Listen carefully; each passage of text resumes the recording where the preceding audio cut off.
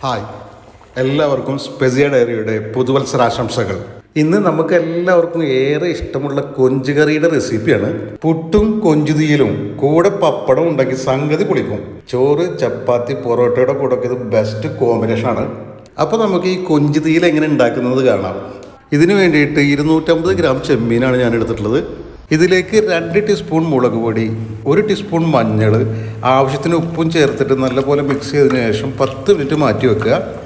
10 minute കഴിഞ്ഞാൽ pan വെച്ച് ചൂടാക്കിയതിന് ശേഷം 2 ടേബിൾ സ്പൂൺ വെളിച്ചെണ്ണ ഒഴിച്ച് ചൂടാക്കുക. ഈ എണ്ണ ചൂടായാൽ മസാല തേച്ച് വെച്ചിട്ടുള്ള ചെമ്മീൻ ചേർത്തിട്ട് ചെറിയ തീയിൽ ഫ്രൈ ചെയ്തെടുക്കണം. ചെറിയ തീയിൽ ഏകദേശം 2 മിനിറ്റ് ഫ്രൈ ചെയ്ത് കഴിഞ്ഞാൽ ചെമ്മീനൊക്കെ ഒന്ന് തിരിച്ചിട്ട് കൊടുക്കുക. ചെമ്മീനൊക്കെ തിരിച്ചിട്ടതിന് ശേഷം 1 മിനിറ്റ് ഫ്രൈ ചെയ്താൽ മതി. ടോട്ടൽ 3 മിനിറ്റ് ചെമ്മീൻ ഫ്രൈ ചെയ്താൽ മതി. 3 മിനിറ്റ് ഫ്രൈ ചെയ്ത് കഴിഞ്ഞാൽ ചെമ്മീനൊക്കെ കോരിയെടുത്ത് മാറ്റി വെക്കുക. ഞാനിവിടെ ചെമ്മീൻ കോരിയെടുത്ത് മാറ്റി വെച്ചിട്ടുണ്ട്. വീണ്ടും ഒരു പാനിലേക്ക് 2 ടേബിൾ സ്പൂൺ വെളിച്ചെണ്ണ ഒഴിച്ച് ചൂടാക്കുക.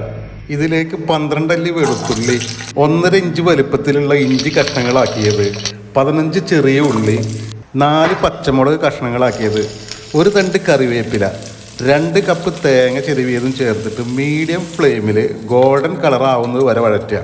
ഗോൾഡൻ കളറായി തുടങ്ങുമ്പോൾ തീ ചെറുതാക്കിയതിന് ശേഷം 3 ടീസ്പൂൺ മുളക് പൊടി, 3 ടീസ്പൂൺ മല്ലിപ്പൊടിയും ചേർത്തിട്ട് 2 മിനിറ്റ് വഴറ്റിയതിന് ശേഷം തീ ഓഫ് ചെയ്യാം. 2 മിനിറ്റ് ആയിട്ടുണ്ട്. അപ്പോൾ നമുക്ക് തീ ഓഫ് ചെയ്യാം.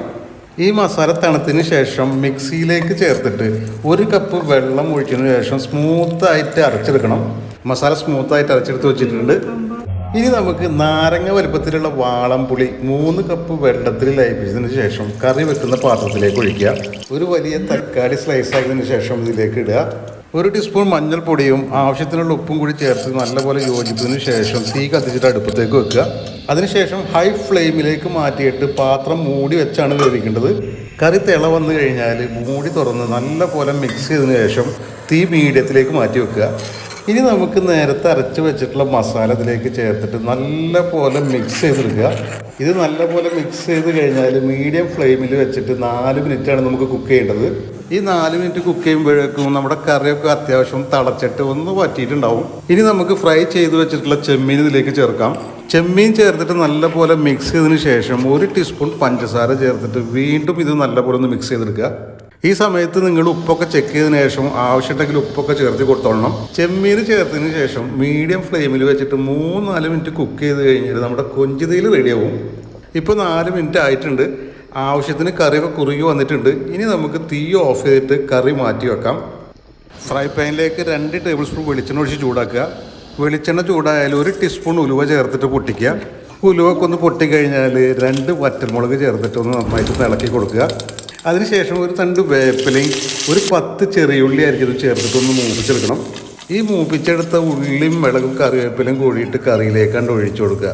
അതിനുശേഷം കറി മൂടി വെച്ചിട്ട് 10 മിനിറ്റ് കഴിഞ്ഞതിന് ശേഷം മാത്രം തുറന്നിട്ട് മിക്സ് ചെയ്യുക. ഇനി നമുക്ക് രുചികരമായിട്ടുള്ള ചെമ്മീൻ തീയൽ ആസ്വദിച്ച് കഴിക്കാം. ഇനി നിങ്ങൾ ചെമ്മീൻ വാങ്ങിച്ചാൽ ഈ റെസിപ്പി ഒന്ന് ട്രൈ ചെയ്ത് നോക്കുക. ഈ റെസിപ്പിയെക്കുറിച്ചുള്ള നിങ്ങളുടെ അഭിപ്രായങ്ങളും നിർദ്ദേശങ്ങളൊക്കെ തീർച്ചയായും കമൻറ്റ് ബോക്സിൽ രേഖപ്പെടുത്തണം. ഇങ്ങനത്തെ ഈസി ആയിട്ട് ഉണ്ടാക്കാൻ പറ്റുന്ന വെറൈറ്റി വിഭവങ്ങളുടെ റെസിപ്പിയുമായിട്ട് നമുക്ക് വീണ്ടും കാണാം. Thank you for watching my video.